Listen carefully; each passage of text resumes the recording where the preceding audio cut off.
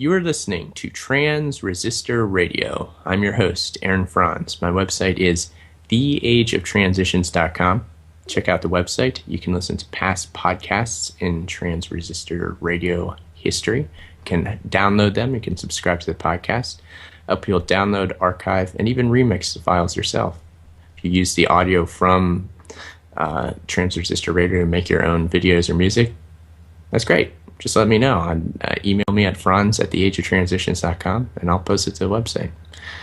Today on Trans Resistor Radio, we have another stellar guest lined up.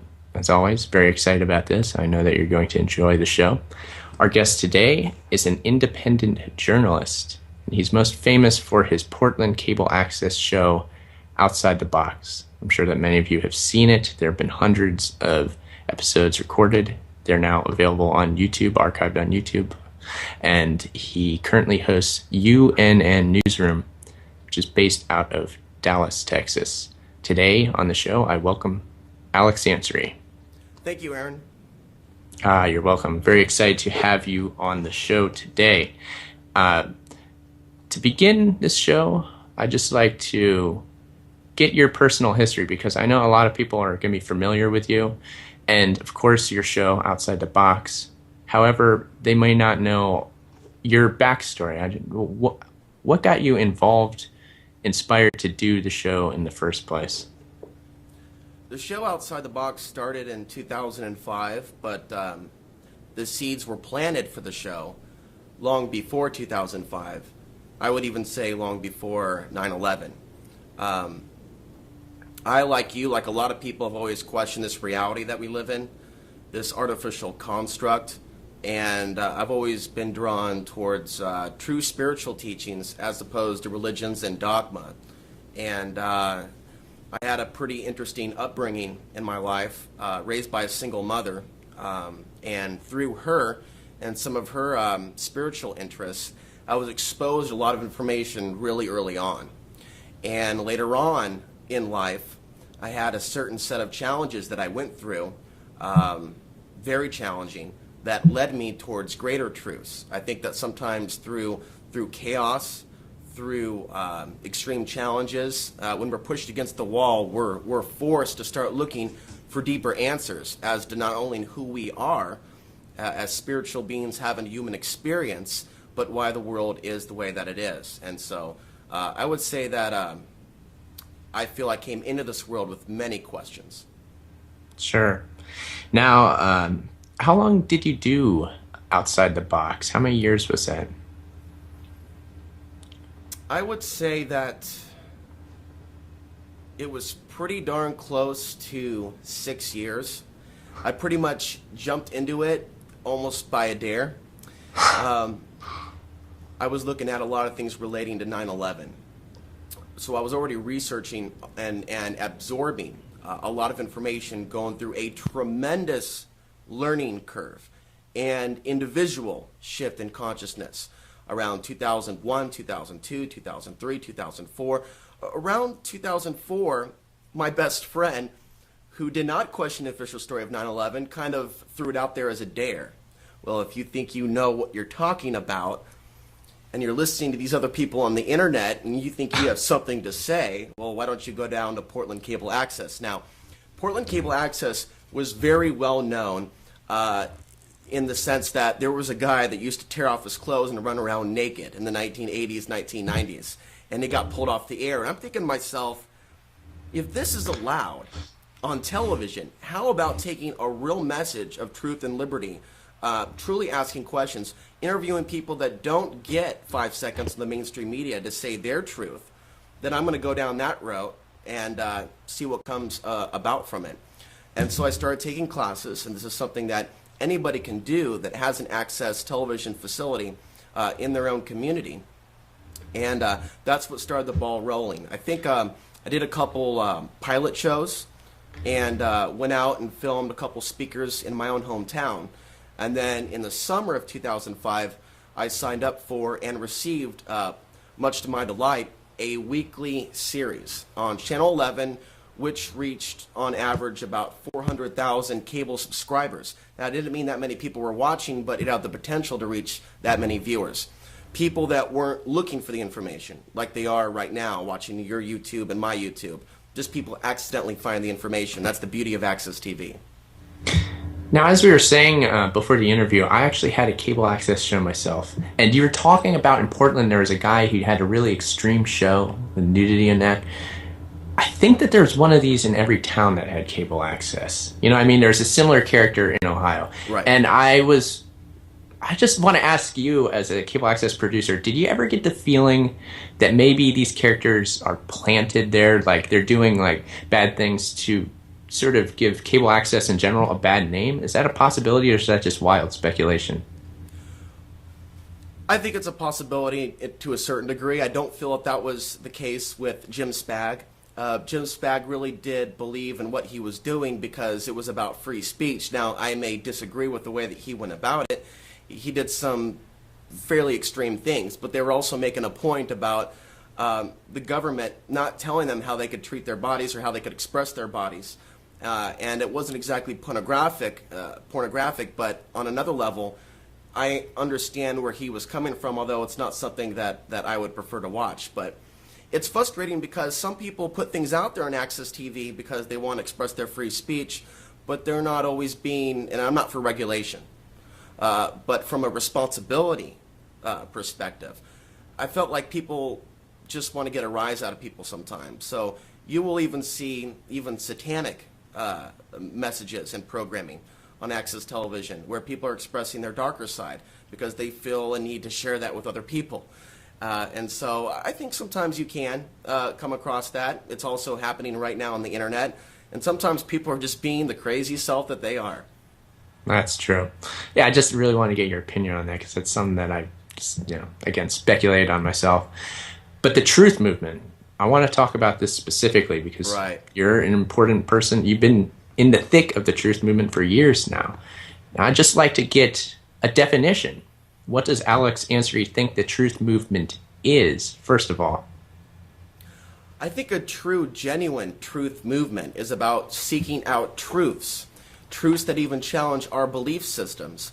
What I don't think the truth movement is boxing yourself into a world where you're listening to someone else or some other big-time talk show host that's telling you what to be afraid of or to constantly fear for your own personal survival as a physical being. If you're really looking for truth, you have to be willing to face that truth when it arises. And also, it's said that a wise person is that which asks questions even when there is no clear answer, while a fool expects to be given the answers first or expects to find the answers before he or she formulates the question.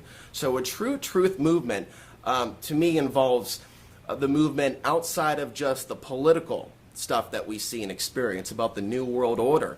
It also involves things like what you are talking about, esoteric truths, Michael Tsarian, Jordan Maxwell. But even beyond that, there are so many people involved, either indirectly or directly, in this truth movement, even if they don't see themselves as being a part of the truth movement. And while I am a part of the quote-unquote truth movement, everything that I have done has been operating outside of the truth movement to a certain degree, outside of the world of others, outside of organizations. And that's just simply something that I have had to do to stay outside the box and keep my own information pure, or at least honestly coming from myself, instead of parroting the truths of others.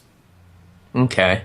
Yeah, that's great. I couldn't agree more with getting out and doing your own thing, finding some way to do your own thing and stay yourself, not get caught up in all the hubbub.